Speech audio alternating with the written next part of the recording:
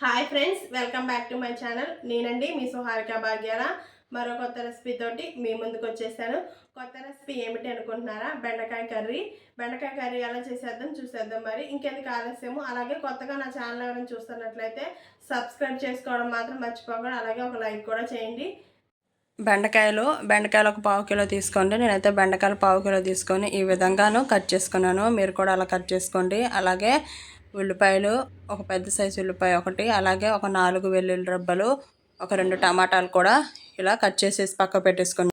Stove వెలిగించేసుకొని కళాయి పెట్టేసుకోండి. కళాయి హీట్ అయిన తర్వాత ఆయిల్ 1 స్పూన్ యాడ్ చేసేసుకోండి. ఆయిల్ బాగా హీట్ అయిన తర్వాత నేను సన్నగా కట్ చేసి పెట్టుకున్న బెండకాయ ముక్కల్ని కూడా ఆ ఆయిల్లోని ఈ విధంగా యాడ్ చేసేసుకోండి. యాడ్ చేసుకొని మొత్తం అంతాను మిక్స్ చేసేసుకోండి. నేనైతే ఒక గంట ముందే ఈ విధంగా కట్ చేసి పెట్టేసుకొని ఎండలో పెట్టుకున్నానండి, జిగురు అనేది లేకుండా. అలాగే ఒక మిక్సీ జార్ తీసుకొని మనం ముందుగా కట్ చేసి పెట్టుకున్న టమాటాలను కూడా ఆ మిక్సీ బౌల్లోని ఈ విధంగా నేను చూపించిన విధంగా యాడ్ చేసేసుకోండి. అలాగే వెల్లుల్లి రబ్బలు కూడా యాడ్ చేసేసుకోండి. నేనైతే ఒక 3 ఎండుమిర్చి తీసుకున్నానండి. ఎండుమిర్చి కూడా ఈ విధంగా పేస్ట్ చేసేసుకోండి. చూడండి, ఇలా పేస్ట్ చేసుకున్న తర్వాత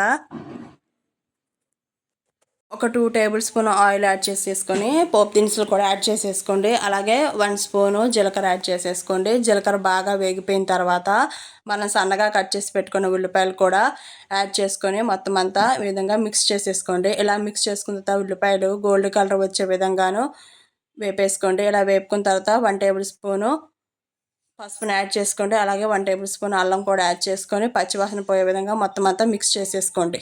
అలాగే ముందుగా మనం టమాటాలు పేస్ట్ పట్టుకున్నాం కదండి, పేస్ట్ కూడా యాడ్ చేసేసుకోండి. ఆ వీడియో అనేది కొంచెం మిస్ అయింది, అందువల్ల నేను చూపించలేకపోతున్నాను. ఇలా ఈ పేస్ట్ కూడా మొత్తం అంతా మిక్స్ చేసేసుకోండి. అలాగే 1 టేబుల్ స్పూన్ సాల్ట్ యాడ్ చేసేసుకోండి.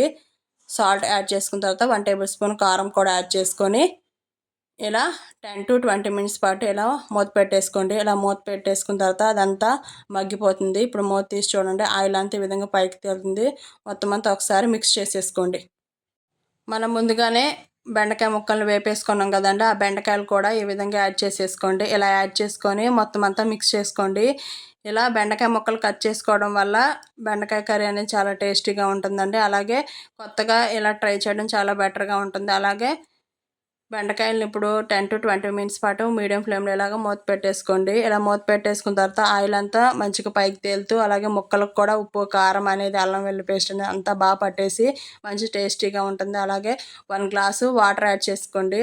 వాటర్ యాడ్ చేసుకున్నాక మొత్తం అంతా మిక్స్ చేసేసుకోండి. ఇలా మిక్స్ చేసుకొని 10 to 20 మినిట్స్ పాటు మీడియం ఫ్లేమ్లో మూత పెట్టేసి కుక్ చేసేసుకోండి.